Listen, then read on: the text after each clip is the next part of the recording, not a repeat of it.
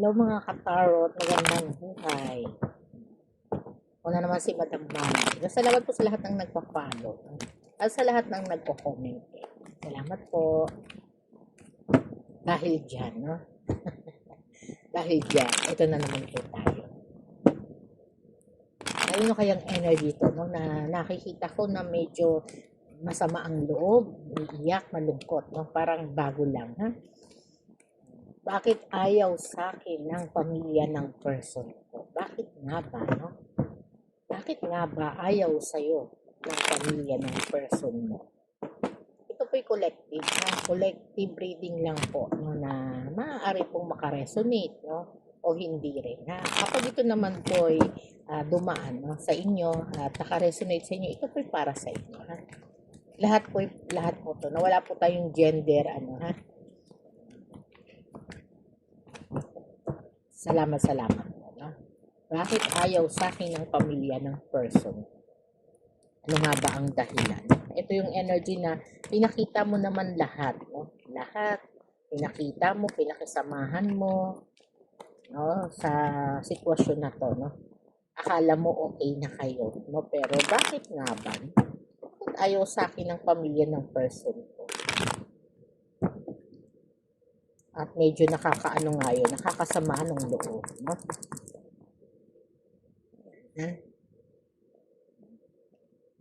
Pamilya, no? Ten of Cups, no? Symbolizing ng pamilya, no? Dito no, marami ka talagang pinakikisamahan, no? Parang lahat naman po dito, no, ay ibinigay mo, no? Sabi nga, no, masaya naman, sabi nga kung tutuusin, kung titignan, no, perfect family na kayo. At andoon na sana yung harmony ng relationship ninyo. No? Pero marami pong nagmamasid sa iyo, no? At ito yung energy na talagang nagpapakita po, no, ng sitwasyon, no, na ito na yung ano, no, tinatahak mong landas, no, itong pamilya na to, no. Sabi nga totoo na gusto mo nang gumising, eh, no? Gusto mo nang gumising dito sa katotohanan, no, kung ito ba'y para sa iyo, no? Ito ba'y pamilya mo para sa iyo, no? Dito, no, sinasabi pa rin, ha, na talagang may two of wands, no, na magpapakita po, no, na may takot ka, no? Natatakot kang hindi ka nila magustuhan, no? Natatakot ka na talagang ayawan ka nila, no? At andun po yung energy na parang hindi ka talaga nagtitiwala sa kanila, ha? Bakit nga ba hindi ka nagtitiwala sa kanila, no? Ayun ang dapat nating malaman. Bakit nga ba hindi ka nagtitiwala sa kanila, no? At bakit ayaw sa akin ng pamilya ng person ko, no? Kasi dito po na pinapakita pa rin po, no, na talagang gusto po ng pamilya ng person mo, no, ay parang ano lang, no, ah, okay lang kayo, no? Sabi nga, parang ayaw po, no, ng pamilya ng person mo na maging seryoso yung relationship ninyo, connection nyo, no? Base po dito sa mga energy na nakukuha natin, no? Kasi hindi po sila ganun ka-satisfied, no, sa pakikisama mo, no? Sabi nga po, no, bantay sa lakay ka, ha? Ang 10 at saka ang 9, no, ay nagpapakita po, no, na parang may gusto pa silang ah, hilingin o may mga gusto pa silang na ano na tao na para sa pamilya nila o sa person nila, sa person mo, no? Sabi nga po ng Five of Cups, no, meron silang sarili, no, na pananaw o haka-haka, no, na gusto nila, no, dito medyo disappointed sila, no. Disappointed sila, ayaw nila, no, dahil may mga nangyari po, no, sa likod mo, ha.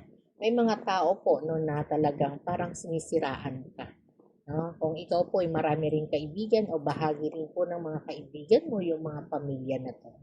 May mga kanya-kanya silang opinion, no? Habang nakatalikod ka, ha? Kaya medyo mag-ingat ka po, no? Huwag masyadong magtitiwala, ha? At dito naman po sa Seven of Cups, no, ito yung energy na kahit mahirap, no, parang may mga energy ka dito na gusto mo nang sumuko, gusto mo na lang iwanan, no? Gusto mo nang umalis kaso hindi po, no? Hindi ganoon kadali, no? Na tumalikod sa isang relasyon, sa isang koneksyon na talagang tinuring mo na po, no, na pamilya. At sabi nga dito na parang natotoksikan ka na rin po sa kanila, no? At ito yung relationship na talagang nagbibigay po ng dahilan, no, para mastak ka, no, sa isang malungkot na connection, no, at maraming problema, no, at lalo na po no pagdating sa pride, no. Kasi dito po, no, parang napapansin natin, ha, dito sa energy na to, no, parang lagi ka nilang pinagmamasdan sa pananamit mo, sa pananamit mo, sa bawat salita mo, parang may mga time pa nga no, na pinagtatawanan ka nila, no? Kaya dito po, no, sinasabi pa rin po dito, no, nasa salabat ha. Kumbaga, kanya-kanya sila ng idea, no? Para pintasan ka, no? Kanya-kanya, no? Kanya-kanya po, no? At syempre, doon po sa energy na yun, no, ay medyo sumusuko ka. No, kasi dumadating po sa panahon no na parang ito na yung sign no para umalis ka sabi nga dito. Parang naghahanap pa rin kasi ng sign no kung tatagal ka o iiwanan mo na tong connection na to. No, kasi dito po no marami pong mga problema, ha. Maraming pong problema no. Sabi nga ni King no, si King no ay nagpapakita po no ng energy dito no na ang energy niya no ay parang kailangan po no pag-usapan ninyo no. Kailangan pag-usapan po ha yung mga problema na ayaw sa ng pamilya niya no. Bakit nga ba ayaw sa ng pamilya mo? Gusto niya pong malaman no. Ang person mo naman lagi naman pong nakasuporta sa iyo.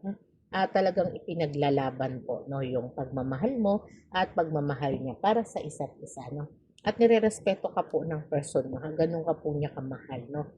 Parang hindi siya mabubuhay na hindi kanya nakikita, hindi kanya nakakasama. Ganun ka po niya kamahal, no? Pero sabi nga po dito, no, nagiging magulo po ang lahat, no? Nagiging magulo po ang lahat, no? Dahil po, no, yung iba po dito parang nakikisunong pa, no? O wala pang sariling tahanan, no? Kaya medyo hindi po maganda, no, yung pakikitungo sa inyo ng pamilya ng person mo, ha? Kaya medyo nauuwi po, no, sa pagtatalo, ha? Kasi may mga bagay ka po, no, na talagang binabago sa bahay nila, no? At minsan nakikita ka nilang natutulog, no? O parang mas gusto nilang mas tumulong ka, no? Sa loob ng bahay, no? Kaya dito po, no, parang yan yung pinaka-struggle po ng buhay mo, ha? Yung bawat galaw mo, bawat kilos mo, pag naglagay ka ng makeup, no, parang saan ka pupunta, no? Ayun na naman, ha? Marami na naman po silang tanong pagdating sa inyo, no? Kaya dito po, no, ito yung energy na talagang naguguluhan ka, no? Naguguluhan, kaya gusto mo maging totoo, no? Gusto mo talaga, no? Madalas po, no, parang nagkakaroon ka po ng ano, ha, na parang nagkakasakit ka o nagkakaroon ka po ng stress, no? Kakaintindi po, no, sa magiging opinion ng pamilya ng person mo, no? Kasi totally, no, ayaw talaga nila sa iyo, no? Hindi dahil maraming dahilan, no? Dahil ang totoo, ayaw talaga nila sa inyo, sa iyo. No, kaya dito po no, sinasabi pag ayaw nila sa iyo, no, sabi nga, pilitin mo maging masaya, no, kasi hindi ka naman nakisama para sa pamilya ng person mo. Pero importante pa rin no, na talagang makasundo mo sila, no. Pero kung ayaw nila, no, ay kailangan mo pa rin pong maging masaya, ha? Maging masaya o dito po sinasabi pa rin ha, na talagang sikapin niyo po no na magkaroon kayo ha ng kontrol no sa emosyon dahil dito po napapansin ko nararamdaman ko ha na medyo hindi ka na po no hindi mo na masyadong kayang kontrolin yung pagkainis mo, pagkadismaya mo no. At may mga sign ka na no na talagang hinahanap no, para mga tuwiran o sumagot o hindi na lang kumibo no dito sa sitwasyon na to no. Kaya may nakikita po tayo na talagang umiiyak ha at hindi po masaya, no? Hindi masaya sa connection na to. Yan po, no? Kaya parang dito po, no, sinasabi pa rin, ha, na nahihirapan ka na po talagang makisama, no? Sabi nga po dito, no, sa Queen of Pentacles, no, madalas ka pong umiiyak, madalas ka pong nalulungkot, no, parang yung pera mo nga, na iniintrega o binibigay sa ng person mo, no, parang mas binibigay mo na lang po sa pamilya ng person mo, no, para mas maging okay ka rin, ha? At madalas po hindi ka nakakatulog, no? Siyempre, ito po yung energy na kailangan mo pong sabihin, ha? Kailangan mo maging tapat po sa person mo. So, sabihin mo yung lahat, no? At kinakailangan na lumipat na po kayo, no? Gawin nyo na po yung tama para sa inyo, ha? Ito po, no, itong energy na para sa mga bagong mag-asawa, no? O bagong nagsasama, no? O bago pa lang talaga, ha? Kailangan nyo na po, no, na magkaroon ha, ng komportable, no, na sitwasyon, na buhay, o kung kinakailangan, no, lumipat kayo ng bahay para mas maging malinaw po, no, kung saan at ano talaga, no, Pero nag-aalala ka pa rito ha, parang hindi pa po sasapat no yung financial na isusuporta sa ng person mo kaya parang nakikisunong pa rin kayo no. At kung may mga ganong sistema na nakikisunong kayo, mas mahihirapan talaga. Kasi dito po no, nakakaramdam ka ng pagod, no? At andun po yung energy na parang nanlulumo ka no dahil nga parang wala ka na pong nagagawa na hindi ka mapapansin. At marami pong energy dito no na may naririnig ka pa na mula sa ibang tao no. Kaya pinapayo po ng card na to no na kahit maliit no sabi niya, yan yung destiny ninyo mag-asawa no o magsasama mga bagong mag-asawa, bagong magkasama yung cycle po ng connection na lagi po kayong babantayan. Ha? Kaya dito po no, pag nagkaroon po kayo ng kaperahan o financial, no, mas mabuti po no na talagang magdesisyon kayo na bumitaw o lumipat po ng bahay na para sa inyo. No? Kasi dito po no sa ngayon ha, lagi ka po post no, sa financial, laging ubos ang pera. No, dahil nga po ibinibigay-bigay mo po no, at itinutulong-tulong. No, pero yung itinutulong-tulong na yon no, ay hindi pa po na-appreciate. Na malayo ka rin po sa pamilya mo. No? Yung iba rito malayo, pero yung iba talaga malang pamilya. No?